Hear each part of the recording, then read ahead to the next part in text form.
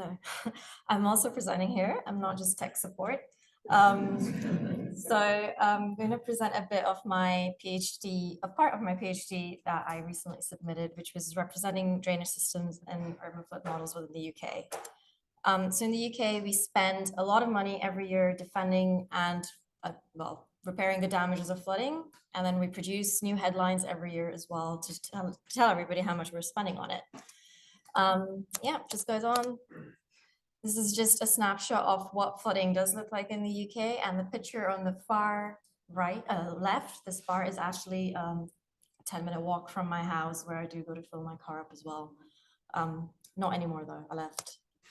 So this is what the current workflow of flood risk management in the UK is within within consultancy and research. But one of the key data sets that we lack is the representation of surface water drainage systems. And because we do not have this data set, which is usually under the control of water companies, we make an assumption that our drainage system operates with a set capacity. To better represent these systems, the capacity assessment framework is a data set that has been created by water companies within the UK. And it is a tool that assesses the capacity and performance of the drainage system in its current state. The data set is generated using detailed hydraulic models under the control of water companies within the UK, but it feeds into the data set, which I will show you in a second. So this is what the data looks like. It's a set of hexagons around 0.5 kilometer diameter, can be larger too. So each hexagon is given a score of 1 to 5, and depending on the score, it indicates to you what percent length of pipes under those hexagons will surcharge for a 1 in 30 over 10 period. Now that we had this data set, we wanted to know how we could use it to represent drainage systems within a flood model. So we chose the catchment of Lynn Dyke, which is around 20.1 kilometers square. The flooding mechanism here is mostly pluvial, and there's an open channel watercourse which has been culverted over, and it has been connected to new drainage infrastructure in a piecemeal fashion without any consideration to what the capacity of the old drainage system is. So just used a simple linear interpolation method to interpolate what the values of the drainage capacity would be under each of those hexagon scores.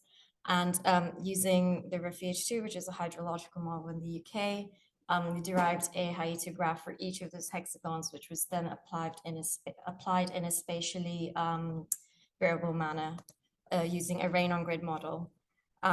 Finally, there were two scenarios that were run. So we had a scenario where we used the baseline assumption of 12 millimeters per hour. And the scenario 2, where we used the capacity that was derived using the capacity assessment framework removal rates. So we found that when we represented drainage systems using the capacity assessment frameworks, we had a significant number of houses flooding within the whole catchment. So I've just put an image of an area where you could obviously see quite a lot of differences and in depth as well.